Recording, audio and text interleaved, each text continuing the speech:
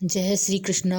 राधे राधे दोस्तों। माघ का महीना गौ सेवा के लिए बहुत ही पुण्यदायक फलदायक है।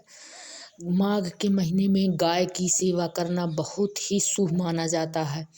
माघ पूर्णिमा में गाय को खिलाना और दान करना विशेष रूप से फलदायी माना जाता है। गाय की सेवा सुख समृद्धि आती है और सभी प्रकार के दोष पापों से मुक्ति मिलती है। दोस्तों, हम सभी हिंदू धर्म में गाय को माता कहा जाता है।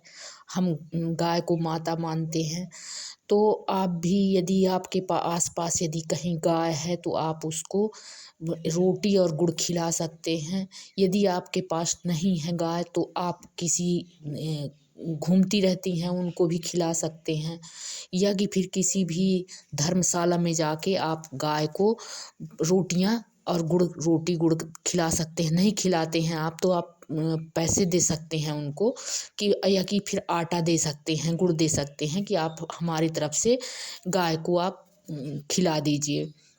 दोस्तों, हिंदू धर्म में आप खाना भोजन बनाते हैं तो सबसे पहले गाय को एक रोटी निकालते हैं और ये शुभ भी माना जाता है। गाय में बोलते हैं कि 33 कोटि देवता निवास करते हैं। गाय एक स्वर्ग से उतरी हुई कामधेनु है, जो हमारे लिए कामधेनु का रूप है। इसमें से हमें गाय से दूध, दही, खाने की वस्तुएं मिलती हैं, जो कि हमारे तरह तरह के व्यंजनों में सहायक रहती हैं।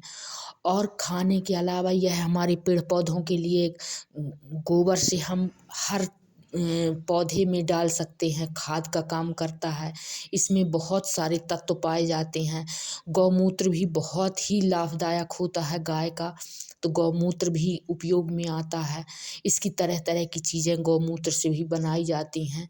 तो हमारे लिए ये बिल्कुल माता हैं, देवी का रूप है और देवी का अवतार है। तो दोस्तों, आप माघ महीने में गौ सेवा करने से भगवान विष्णु प्रसन्न होते हैं।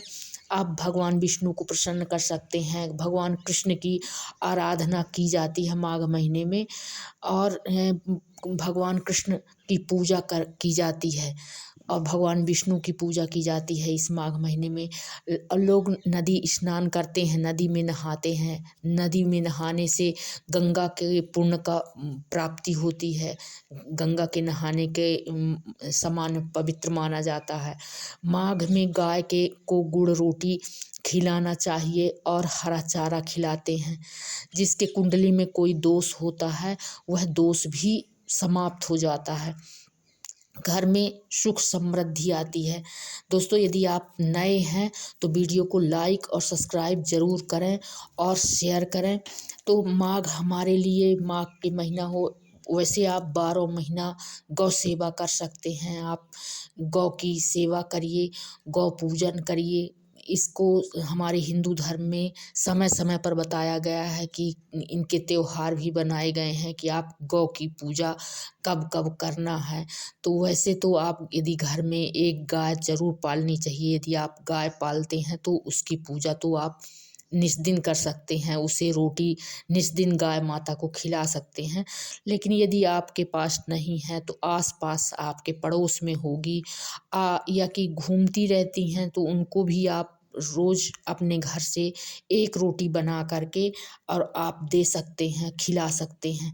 तो आप रोटी खिलाइए। नहीं आप खिला सकते हैं तो आप चारा भी खिला सकते हैं, हरा चारा दे सकते हैं, आप सूखा चारा खरीद के दे सकते हैं। तो दोस्तों, आप भी अपने गौ माता की सेवा कर सकते हैं और करना भी चाहिए, क्योंकि हमारे हिंदू धर्म में बहुत ही इसकी मान्यता है। दोस्तों, वीडियो अच्छा लगा हो तो लाइक